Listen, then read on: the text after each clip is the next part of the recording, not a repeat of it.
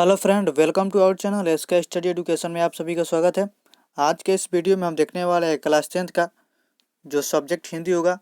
इसमें 60 objective question है, जो ही प्रश्न है काफ़ी महत्वपूर्ण प्रश्न है, इसलिए वीडियो के लास्ट तक बने। अगर आप हमारे चैनल पर नए हो तो चैनल को सब्सक्राइब, लाइक एंड शेयर कीजिएगा। चलते हैं क्वेश्चन को देखते हैं। क्वेश्चन फर्स्ट देखेंगे, विजयनगर के राजाओं को लेखों की लिपि का क्या नाम दिया गया? तो क्या नाम दिया गया? तो नंद नागरी लिपि नाम दिया गया। इसका राइट आंसर ऑप्शन सी हो जाएगा। विजयनगर के राजाओं को लेखों की लिपि का क्या नाम दिया गया? तो नंद नागरी लिपि नाम दिया गया। वही अगला क्वेश्चन है, क्वेश्चन नंबर 2। क्वेश्चन नंबर 2 देखेंगे। क्वेश्चन नंबर 2 होगा, यह कविता मैंने लिखी है। यह कविता मैंने लिखी है, इस वाक्य में मैंने कौन सा सर्वनाम? तो मैंने कौन सा सर्वनाम है? तो निजवाचक सर्वनाम है। तो इसका राइट आंसर ऑप्शन सी हो जाएगा, निजवाचक सर्वनाम। इसमें हम केवल आंसर ही देखेंगे, ऑप्शन नहीं देखेंगे। और क्वेश्चन नंबर 3 देखेंगे, यह वाक्य बहुत दूध देती है, इस वाक्य में यह क्या है? तो यह गाय बहुत दूध देती है, इस वाक्य में यह क्या है? तो यह क्या है? तो सर्वनामिक विशेषण है। तो इसका राइट आंसर ऑप्शन बी हो जाएगा, सर्वनामिक विशेषण। आप लोग अगर पीडीएफ चाहते हैं तो आप लोग हमारे व्हाट्सएप ग्रुप में या टेलीग्राम चैनल पे ज्वाइन हो सकते हैं, जिसका लिंक डिस्क्रिप्शन में अवेलेबल है। वही क्वेश्चन 4 देखेंगे, मैं आपकी शरण में आया हूँ, इस वाक्य में मैं किस कारक की विभक्ति है? तो इस किस कारक की विभक्ति है? तो अधिकरण कारक की विभक्ति है। तो इसका राइट आंसर ऑप्शन बी हो जाएगा, अधिकरण। वही क्वेश्चन 5 होगा, वर्तमान काल में कितने प्रकार के होते हैं? वर्तमान काल कितने प्रकार के होते हैं? 4, 3, 5, 7। तो इसका जवाब वो लोग कमेंट में अवश्य दे। क्वेश्चन में 6 देखेंगे, शयन का संधि विच्छेद क्या है? तो इसका राइट आंसर ऑप्शन डी हो जाएगा, से प्लस ऑन। वही क्वेश्चन नंबर 7 देखेंगे। क्वेश्चन नंबर 7 होगा, यदि उपसर्ग के बाद छ हो तो विसर्ग किसमें परिवर्तित हो जाता है? तो इसका राइट आंसर क्या हो जाएगा? तो राइट आंसर ऑप्शन सी हो जाएगा। वही क्वेश्चन नंबर 8 देखेंगे। क्वेश्चन नंबर 8 होगा, पदभ्रष्ट में कौन सा समास है? तो पदभ्रष्ट में कौन सा है? तो तत्पुरुष समास है। तो इसका राइट आंसर ऑप्शन डी हो जाएगा, तत्पुरुष। नज नहीं है और द्वंद्व भी नहीं है और द्विगु नहीं है। तो इसका राइट आंसर ऑप्शन डी हो जाएगा, तत्पुरुष। तो पदभ्रष्ट में कौन सा समास है? तो तत्पुरुष है। वही अगला क्वेश्चन है, क्वेश्चन नंबर 9, अविभाव समास में है।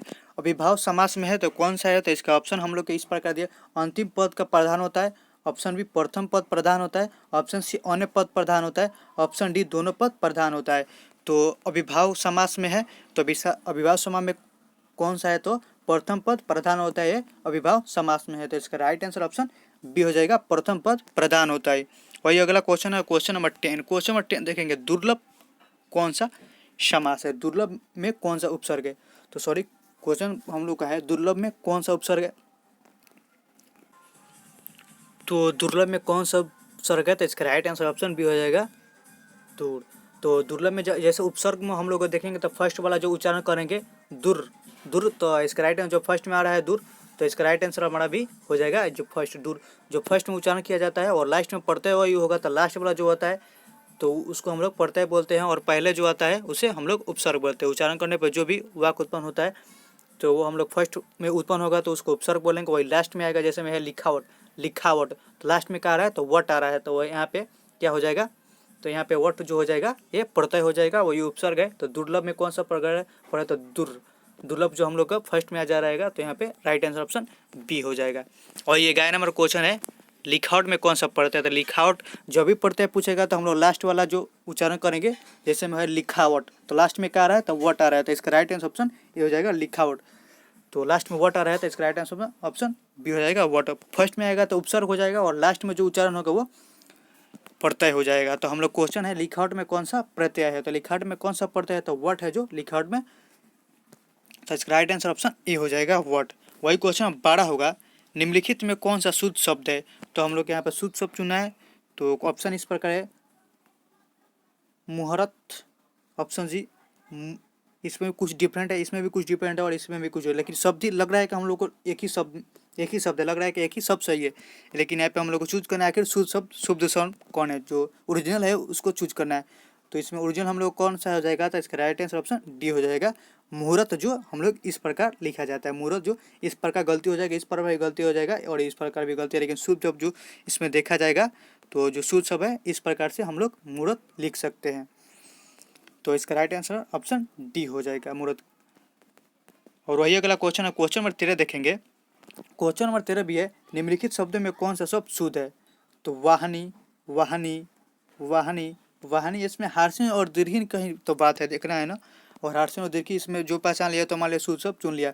तो यहाँ पे सब लग रहा है कि ए भी सही है, ए भी सही है, ए भी सही है और ए भी सही है, लेकिन इसमें हम लोग को निश्चित है कि तीनों गलती है और एक सही है। तो निम्नलिखित शब्द में कौन सा शब्द शुद्ध है, तो जो इसका राइट आंसर जो वाहनी है, तो इस प्रकार वाहनी लिखा जाता है, तो इसका राइट आंसर ऑप्शन सी हो जाएगा, वाहनी। वही अगला क्वेश्चन है, क्वेश्चन 4 देखेंगे।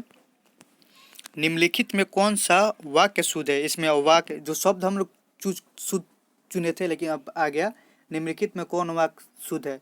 तो कोयला का कंठ मधुरतम है, राम को चरखा काटना चाहिए, मैंने कविता सुनाया, मेला में मिठाई बिकती है। तो शुद्ध वाक्य को चुनना है। तो कोयला का कंठ मधुर है, नहीं है, ये भी गलत है। राम को चरखा काटना चाहिए, तो ये भी गलत है।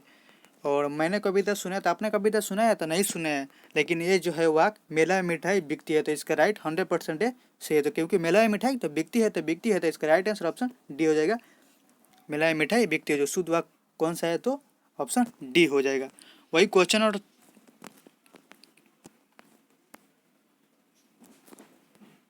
और क्वेश्चन 15 देखेंगे। दिन दूना रात चौगुना मुहावरे का सही अर्थ क्या है। दिन दूना रात चौगुना मुहावरे का सही अर्थ क्या है। तो दिन रात परिश्रम करना, हानि होना, दिन रात सोना, खूब खूब उन्नति करना। तो कोई बोलते नहीं है रात लड़का हो जो दिन रात चौगुना, कोई आशीर्वाद भी देता है कि दिन रात चौगुना करो जा। तो इसका राइट आंसर ऑप्शन डी हो जाएगा, खूब उन्नति करना, मतलब खूब उन्नति करना, इसका आंसर हो जाएगा ऑप्शन डी हो जाएगा, खूब उन्नति करना। वही क्वेश्चन अगर 16 नंबर, जाति प्रथा श्रम विभाजन के साथ साथ किसका रूप लिए हुए है। तो जाति प्रथा श्रम विभाजन किसके साथ लिए हुए हैं, तो इसका राइट आंसर ऑप्शन सी हो जाएगा, श्रमिक विभाजन का। तो ये सब जितना था हम लोग 15 क्वेश्चन व्याकरण का था, और अब आएगा तो चैप्टर से होगा क्वेश्चन। और क्वेश्चन नंबर 17 देखेंगे। सेन साहब की मोटरकार कितनी थी। सेन साहब की नई मोटरकार कितने की थी, तो 7,500 की थी। तो इसका राइट आंसर ऑप्शन बी हो जाएगा, 60,000। अब हम लोग कुछ फास्ट में तेज चलेंगे। महल और झोपड़ी वाले की लड़ाई अक्सर महल वाले ही जीतते हैं, पर उसे हालत में जब दूसरे झोपड़ी वाले उनकी मदद अपने खिलाफ करते हैं, तो किस पाठ की पंक्ति है। तो ये जो पाठ की पंक्ति है, तो झोपड़ी वाले और महल वाले की बात हुई है, किस पार्ट में हुई है, तो 20 के दांत में हुई है। तो इसका राइट आंसर ऑप्शन डी हो जाएगा, 20 की दांत। बहादुर में बात हुई है, नहीं हुई है। मछली में बात हुई है, नहीं है। और शिक्षा और संस्कृति में बात हुई है, लेकिन नहीं है। लेकिन जो महल और झोपड़ी वाली की लड़ाई अक्सर महल वाले ही जीतते हैं, किस पाठ की पंक्ति है, तो 20 के दांत में की पंक्ति है। तो इसका राइट आंसर ऑप्शन डी हो जाएगा। वही क्वेश्चन नंबर 19 देखेंगे। क्वेश्चन 19 होगा, किसके बिना प्राणी मुक्ति नहीं मिलती। किसके बिना प्राणी को मुक्ति नहीं मिलती है। तो इसका राइट आंसर क्या हो जाता है, गुरु ज्ञान के बिना है जो प्राणी की मुक्ति नहीं मिलता है। तो इसका राइट आंसर ऑप्शन डी हो जाएगा। अब चलते हैं अगला क्वेश्चन नंबर 20 हम लोग देखेंगे। क्वेश्चन 20 होगा, पुराने का मोह सब समय वांछनीय ही नहीं होता, किसकी लेखक की पंक्ति है। पुराने की मोह सब समय वांछनीय नहीं होता है, किस लेखक की पंक्ति है। तो किस लेखक की पंक्ति है, तो रामविलास शर्मा की लेखक की पंक्ति है। तो इसका राइट आंसर ऑप्शन बी हो जाएगा, रामविलास शर्मा।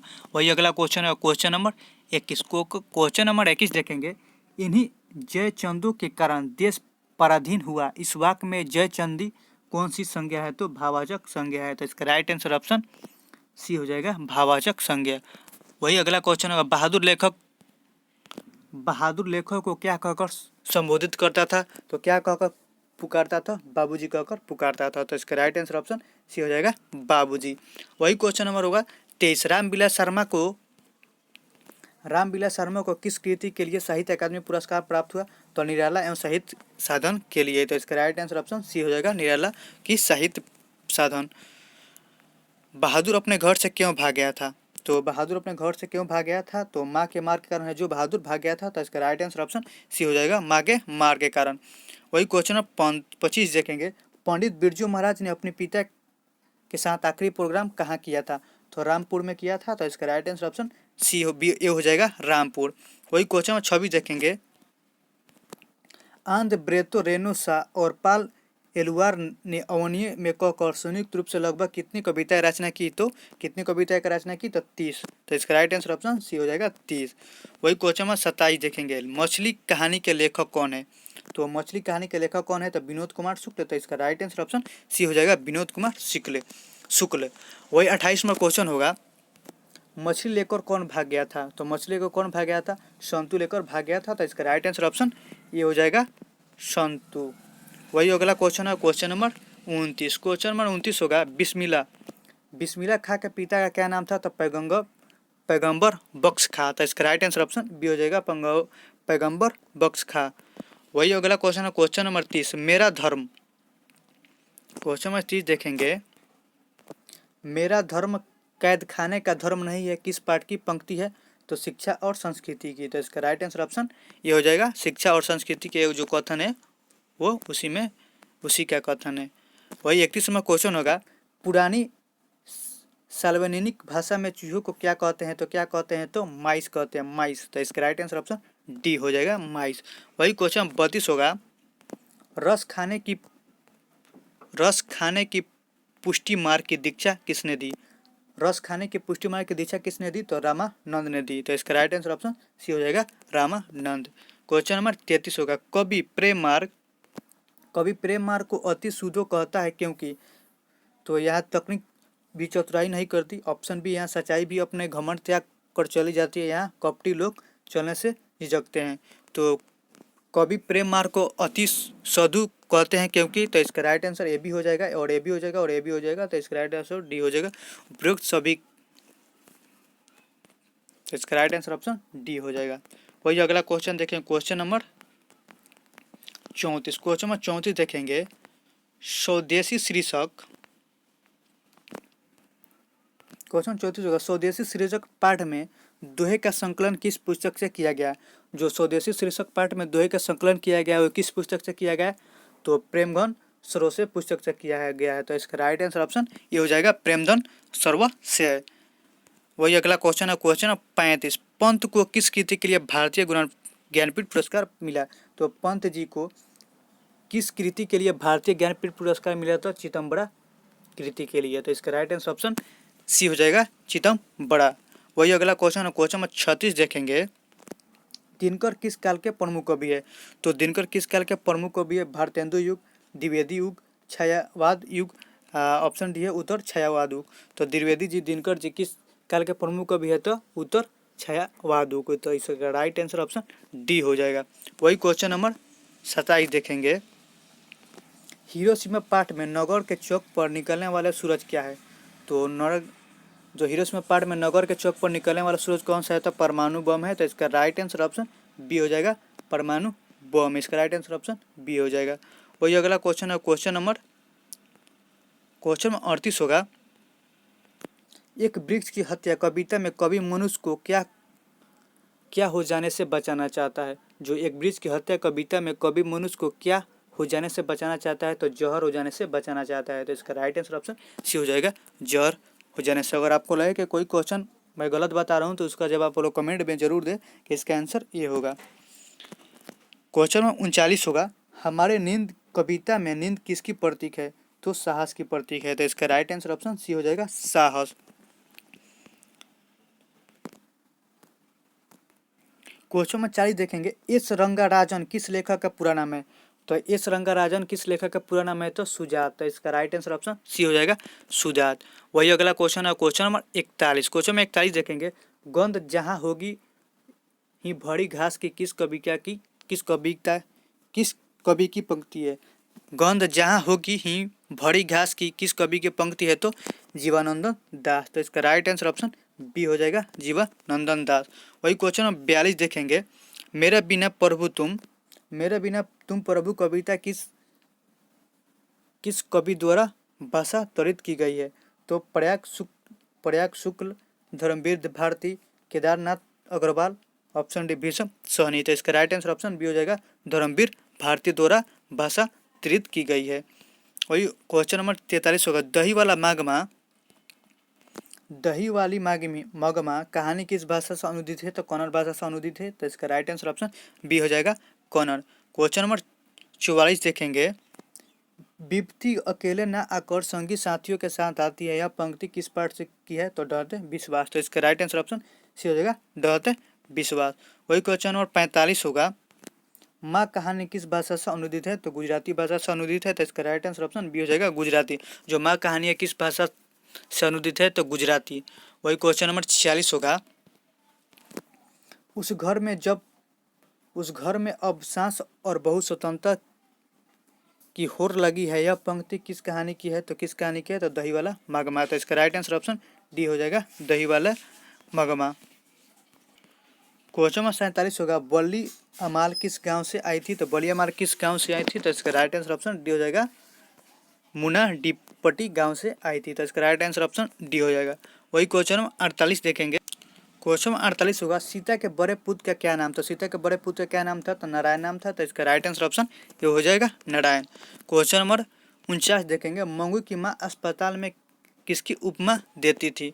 तो कारागार की। तो इसका राइट आंसर ऑप्शन सी हो जाएगा कारागार। वही क्वेश्चन नंबर 50 होगा। खालिस बेचैनी किसकी है?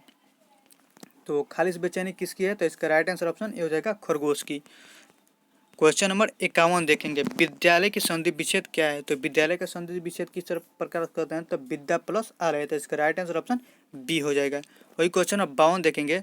संचय का संचय विच्छेद होगा। तो संचय का विच्छेद क्या होता है? सम प्लस चय। तो इसका राइट आंसर ऑप्शन सी हो जाएगा। वही क्वेश्चन 53 देखेंगे। यथोचित का संधि विच्छेद क्या है? तो यथा प्लस उचित। तो इसका राइट आंसर ऑप्शन ए हो जाएगा। वही क्वेश्चन नंबर 54 देखेंगे। नीरव का संधि विच्छेद क्या है? तो नी प्लस रव। तो इसका राइट आंसर ऑप्शन सी हो जाएगा। क्वेश्चन नंबर 55 देखेंगे। तथापि का संधि विच्छेद कौन सा है? तो इसका राइट आंसर ऑप्शन बी हो जाएगा तथा प्लस अपी। वही क्वेश्चन नंबर 56 होगा। अतिशय में कौन सा उपसर्ग है? तो उपसर्ग तो हम लोग क्या था फर्स्ट वाला, तो अति। अति तो हम लोग क्या अति फर्स्ट में आ रहा है उच्चारण करने पर। तो इसका राइट आंसर ऑप्शन ये सी हो जाएगा अति। और आए लेकिन अति जो है फर्स्ट में उच्चारण करने पर आ रहा है, तो अति हो जाएगा यहाँ पे उपसर्ग हम लोग का। और स्वागत में उपसर्ग कौन सा? स्वागत स्वागत स्वागत। तो स्वागत में कौन सा उपसर्ग है? तो सु। तो इसका राइट आंसर ऑप्शन ये हो जाएगा सु। वही क्वेश्चन नंबर 58 होगा। प्रभुता में कौन सा प्रभुता में लास्ट में कौन सा आ रहा है? तो आ रहा है। तो इसका राइट आंसर ऑप्शन ये हो जाएगा ता। वही क्वेश्चन नंबर 59 देखेंगे। गायक में प्रत्यय है, तो गायक में कौन सा प्रत्यय लास्ट में क्या आ रहा है? गायक यक आ रहा है ना। तो इसका राइट आंसर ऑप्शन बी हो जाएगा यक। क्वेश्चन नंबर 60 देखेंगे। बाजे खिलाना मुहावरे का अर्थ क्या है? तो बाजे खिलाना मुहावरे का अर्थ है। तो इसका राइट आंसर ऑप्शन सी हो जाएगा अत्यंत प्रसन्न। अति मतलब बहुत ज़्यादा खुश होना। बाजे खिलाना मुहावरे का अर्थ क्या है? तो अत्यंत प्रसन्न होना। तो इसका राइट ऑप्शन सी हो जाएगा। तो इस वीडियो का लास्ट क्वेश्चन था। अगर वीडियो अच्छी लगी हो तो चैनल को सब्सक्राइब लाइक एंड शेयर कीजिएगा। मिलते हैं अगले वीडियो में।